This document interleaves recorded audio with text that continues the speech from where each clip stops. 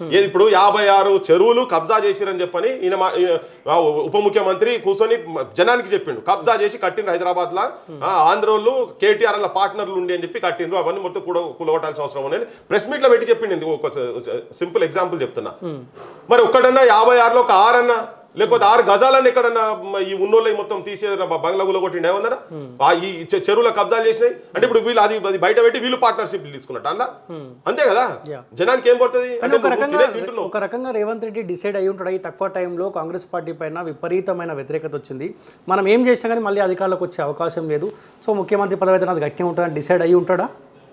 ఆయన అంతర్గతంగా ఏమున్నో తెలియదు కానీ ఇప్పుడు ఆఫీసర్లను ఆయన తిట్టిన ఆఫీసర్లే. రేవంత్ రెడ్డి ఏ ఆఫీసర్ ఐఏఎస్ ఆఫీసర్లు గత టీఆర్ఎస్ ప్రభుత్వం బీఆర్ఎస్ ప్రభుత్వం ఉన్నటువంటి వాళ్ళను అవినీతి పరులు అని చెప్పని గంట మొత్తుకొని మొత్తం తెలంగాణ అంతా తిరిగి చెప్పిండో వాళ్ళందరినీ సంఖ కింద ఎందుకు పెట్టుకున్నావు అంటే నువ్వు కూడా అవినీతి చేస్తున్నట్టే కదా.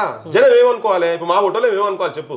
నేను కొన్ని 2-3 ఉదాహరణలే చెప్తున్నా. అట్లా బొచ్చడు నువ్వు తీస్తే మొత్తం చాతాడు పొడుగున్నాయి ఆయన చేస్తున్నటువంటి పనులన్నీ. నువ్వు ఆఫీసర్ని వాళ్ళని పెట్టుకున్న తర్వాత నువ్వు సేమ్ లావాదేవీలు సేమ్ పనులు అవుతున్నాయి, వీళ్ళకి పనులు అవుతున్నాయి వాళ్ళకి పనులు అవుతున్నాయి, అన్ని భూకుంభకోణాలు చేసుకుంటూ పెడుతున్నారు. రోజు పొద్దుగా లేచి కూడా ఐఏఎస్ ఆఫీసర్లది ఇప్పుడు మొన్న రఘు కూడా ఒకటి బయట పెట్టిండు, ఒక్కడనే మాట్లాడుతున్నా దాని మీద. 9.5 ఎకరాలు ఆధారాలతో తీసి ముంగడ పెట్టిండు కదా, నా మీద కేసులు పెట్టని కూడా చెప్పిండు కదా, చెప్పిండు. మేము కూడా మాట్లాడుతున్నాం అట్లా బొచ్చడు ఇష్యూస్ మాట్లాడుతున్నాం.